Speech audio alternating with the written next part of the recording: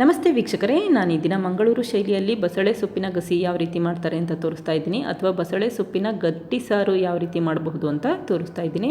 ತುಂಬ ಸುಲಭವಾಗಿ ಮಾಡಬಹುದು, ತುಂಬ ರುಚಿಯಾಗಿರುತ್ತೆ. ಚಪಾತಿ ಜೊತೆ, ರೊಟ್ಟಿ ಜೊತೆ ತಿನ್ನಲಿಕ್ಕೆ ತುಂಬಾ ಚೆನ್ನಾಗಿರುತ್ತೆ, ಅಥವಾ ಗಂಜಿ ಅನ್ನೋ ಜೊತೆ ತಿನ್ನಲಿಕ್ಕೂ ಕೂಡ ತುಂಬಾ ಚೆನ್ನಾಗಿರುತ್ತೆ. ಈಗ ಮಾಡುವ ವಿಧಾನ ನೋಡ್ಕೊಳ್ಳೋಣ ಬನ್ನಿ. ಮೊದಲು 1 ಕಟ್ಟಷ್ಟಿರುವಂಥ ಬಸಳೆ ಸೊಪ್ಪು ಅಥವಾ 1 ರೌಂಡ್ ಇರುವಂಥ ಬಸಳೆ ಸೊಪ್ಪನ್ನು ನೀರಲ್ಲಿ ತೊಳೆದು ಕ್ಲೀನ್ ಮಾಡಿಟ್ಕೊಂಡಿದ್ದೀನಿ. ಅದನ್ನು 3 ಇಂಚಷ್ಟು ಉದ್ದಕ್ಕೆ ಕಟ್ ಮಾಡಿಟ್ಕೊಂಡಿದ್ದೀನಿ. ನೋಡಿ, ಈ ರೀತಿ ಕಟ್ ಮಾಡಿಟ್ಕೊಂಡಿದ್ರೆ ಸಾಕು.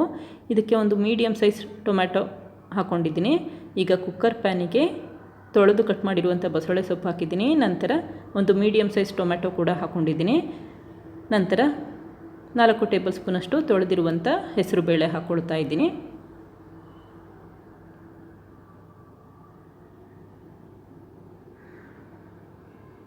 ಈಗ 1 ಗ್ಲಾಸಷ್ಟು ನೀರು ಹಾಕ್ಕೊಳ್ತಾ ಇದ್ದೀನಿ.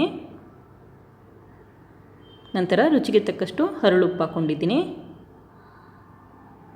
ಈಗ ಲಿಡ್ ಕ್ಲೋಸ್ ಮಾಡಿ 2 ವಿಷಲ್ ಕೂಗಿಸ್ಕೊಳ್ತಾ ಇದ್ದೀನಿ.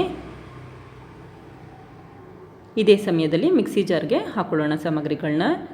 1 ಸಣ್ಣ ಹೋಳು ತೆಂಗಿನಕಾಯಿ ತುರಿಗೆ 1 ಟೇಬಲ್ ಸ್ಪೂನಷ್ಟು ಹುರಿದಿರುವಂಥ ಧನಿಯಾ ಬೀಜ ಹಾಕ್ಕೊಂಡಿದ್ದೀನಿ. ನಂತರ 1/4 ಟೇಬಲ್ ಸ್ಪೂನ್ ಹಸಿ ಸಾಸಿವೆ, 1/4 ಟೇಬಲ್ ಸ್ಪೂನ್ ಹಸಿ ಜೀರಿಗೆ, ನಂತರ 4 ಖಾರದ ಮೆಣಸಿನಕಾಯಿ ಹಾಕ್ಕೊಂಡಿದ್ದೀನಿ. ಮೆಣಸಿನಕಾಯಿನೂ ಕೂಡ ಸ್ವಲ್ಪ ಹುರ್ಕೊಂಡು ಹಾಕ್ಕೊಂಡಿದ್ದೀನಿ. ನಂತರ ಒಂದು ಸಣ್ಣ ಗಾತ್ರದಷ್ಟು ಹುಣಸೆ ಹಣ್ಣು ಹಾಕ್ಕೊಂಡಿದ್ದೀನಿ. ಈಗ ಒಂದು ಸಣ್ಣ ಈರುಳ್ಳಿ ಉದ್ದಕ್ಕೆ ಹೆಚ್ಚಿಟ್ಕೊಂಡಿದ್ದೀನಿ, ಇದನ್ನು ಕೂಡ ಹಾಕಿದ್ದೀನಿ. ಈಗ 1/4 ಟೇಬಲ್ ಸ್ಪೂನ್ ಅರಿಶಿಣದ ಪುಡಿ ಹಾಕಿ ಇದನ್ನು ಮಿಕ್ಸಿ ಜಾರ್ಗೆ ಹಾಕಿ ಸ್ವಲ್ಪ ನೀರು ಹಾಕ್ಕೊಂಡು ರುಬ್ಕೊಳ್ತಾ ಇದ್ದೀನಿ. ಈಗ ಕುಕ್ಕರ್ 2 ವಿಷಲ್ ಕೂಗಿ ತಣ್ಣಗಾಗಿದೆ. ಬಸಳೆ ಸೊಪ್ಪೆಲ್ಲ ಚೆನ್ನಾಗಿ ಬೆಂದಿದೆಯೋ ಇಲ್ವೋ ಅಂತ ಒಮ್ಮೆ ನೋಡ್ಕೊಬಿಡಿ. ಈ ರೀತಿ ಕೈಯಲ್ಲಿ ಮುಟ್ಟಿದ್ರೆ ಹೀಗಾಗಬೇಕು, ಆವಾಗ ಬಸಳೆ ಸೊಪ್ಪೆಲ್ಲ ಚೆನ್ನಾಗಿ ಬೆಂದಿದೆ ಅಂತ. ಈಗ ಪ್ಯಾನ್ಗೆ 1 ಟೇಬಲ್ ಸ್ಪೂನಷ್ಟು ಎಣ್ಣೆ ಹಾಕ್ಕೊಂಡಿದ್ದೀನಿ. ಎಣ್ಣೆ ಕಾದ ನಂತರ 1/4 ಟೇಬಲ್ ಸ್ಪೂನಷ್ಟು ಸಾಸಿವೆ ಹಾಕ್ಕೊಳ್ತಾ ಇದ್ದೀನಿ.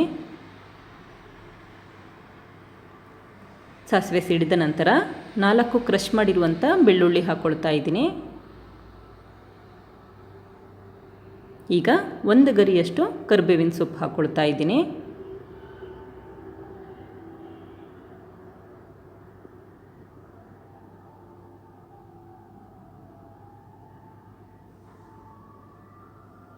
ಈಗ ಬೇಯಿಸಿರುವಂಥ ಬಸಳೆ ಸೊಪ್ಪಿನ ಮಿಶ್ರಣ ಹಾಕ್ಕೊಳ್ತಾ ಇದ್ದೀನಿ. ತಕ್ಷಣವೇ ರುಬ್ಬಿರುವಂಥ ಮಸಾಲ ಪದಾರ್ಥಗಳನ್ನ ಹಾಕ್ಕೊಳ್ಳಿ. ತೆಂಗಿನಕಾಯಿ, ಈರುಳ್ಳಿ, ಹಾಗೆ ಒಣಮೆಣಸಿನಕಾಯಿ, ಜೀರಿಗೆ ಮಿಶ್ರಣ ಇತ್ತಲ್ಲ ಅದನ್ನು ರುಬ್ಕೊಂಡು ಹಾಕ್ಕೊಂಡಿದ್ದೀನಿ. ಮಿಕ್ಸಿ ಜಾರ್ಗೆ ಸ್ವಲ್ಪ ನೀರು ಹಾಕ್ಕೊಂಡು ಅದನ್ನು ಕೂಡ ಉಪಯೋಗಿಸಿ ಮಿಕ್ಸ್ ಮಾಡ್ಕೊಳ್ತಾ ಇದ್ದೀನಿ. ಬಸಳೆ ಸೊಪ್ಪನ್ನು ಬೇಯಿಸಬೇಕಾದ್ರೇ ಉಪ್ಪು ಹಾಕಿರೋದ್ರಿಂದ ಮತ್ತೆ ಉಪ್ಪು ಹಾಕುವ ಅವಶ್ಯಕತೆ ಇರಲ್ಲ. ರುಚಿ ನೋಡಿ ಉಪ್ಪು ಬೇಕಾದರೆ ಹಾಕ್ಕೊಂಡು ಮಿಕ್ಸ್ ಮಾಡ್ಕೊಳ್ಳಿ. ನೋಡಿ, ಈ ಕನ್ಸಿಸ್ಟೆನ್ಸಿ ಇದ್ದರೆ ಸಾಕು. ಈಗ ಲಿಡ್ ಕ್ಲೋಸ್ ಮಾಡಿ 5 ನಿಮಿಷ ಬೇಯಲಿಕ್ಕಿಟ್ಟಿದ್ದೀನಿ. ಈಗ 5 ನಿಮಿಷ ಆಗಿದೆ. ನೋಡಿ, ಈ ರೀತಿ ಚೆನ್ನಾಗಿ ಕುದಿ ಬರಬೇಕು.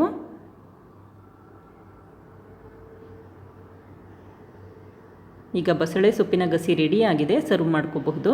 ನಿಮಗೆ ತುಂಬ ತೆಳು ಬೇಕು ಅಂದರೆ ನೀರು ಹಾಕ್ಕೊಂಡು ಸಾರನ್ನ ಹೆಚ್ಚಿಸ್ಕೋಬಹುದು, ಅಥವಾ ಗಸಿ ಗಟ್ಟಿ ಥರ ಇರಬೇಕು ಅಂದರೆ ಈ ಕನ್ಸಿಸ್ಟೆನ್ಸಿ ಇದ್ದರೆ ಸಾಕು. ನೋಡಿದ್ರಲ್ವ ವೀಕ್ಷಕರೇ, ಎಷ್ಟು ಸುಲಭವಾಗಿ ಬಸಳೆ ಸೊಪ್ಪಿನ ಗಸಿ ಮಾಡಬಹುದು ಅಂತ ಗೊತ್ತಾಯ್ತಲ್ವ? ನೀವು ಕೂಡ ಪ್ರಯತ್ನಿಸಿ. Thank you. ಲೈಕ್ ಮಾಡಿ ಮತ್ತು ಸಬ್ಸ್ಕ್ರೈಬ್ ಮಾಡಿ.